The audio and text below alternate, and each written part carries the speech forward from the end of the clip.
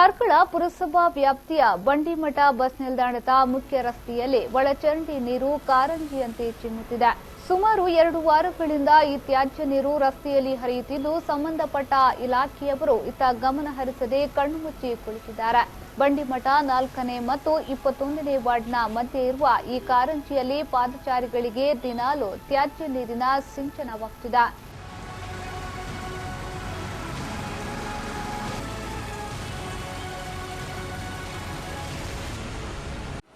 ಒಂಜಿ ಸ್ಮೆಲ್ ಉಂತರನೆ ಆಪುಜಿ ಘಾಟ್ಗೆ ಒಕ್ಕ ಪೋಪಿನ ಪಬ್ಲಿಕ್ ಪೂರ ನೆಟ್ ನೀರು ಪೂರ ರಟ್ಟುಂಡು ಒಂದ ಮೈಕ್ ಪೂರ ರಟ್ಟುಂಡು.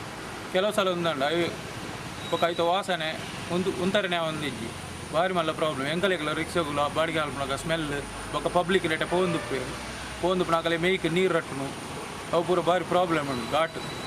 ಕೆಲವು ವರ್ಷದಿಂದ ಇಂಚನೆ ಸಮಸ್ಯೆ ಒಂದುಂಡು. ದೇವಸ್ಥಾನಗಳ ಕೆಲವರು ಬರ್ಪೇರು ಅಗಲೆಗಳ ಪ್ರಾಬ್ಲಮ್ ನೀರು ಬಂದಾಗ ఒక ಮುನ್ಸಿಪಾಲಿಟಿ ದಗಲೆಗಳ ಕೆಲವು ಮೂಲ ಅಂಗಡಿ ದಗಲು ಪೂರ ಪಂಡೇರು ಅಗಳು ಹೊರ ಬರ್ಪೇರು ತೂಪೇರು ಬೊಕ್ಕ ಅಕಲು ಒಂದೇ ಒಂಜಿ ಗೋಚಾರಣೆ ಗೋಷ್ಠಿಗೆ ತಂದೆ ಲೆಕ್ಕ ಮಲ್ತಂದಿಲ್ಲ ಭಾರಿ ಮಲ್ಲ ಸಮಸ್ಯೆನೇ ಉಂಟು ಬಂಡಿಮಠ ತಗಲಿಗೆ.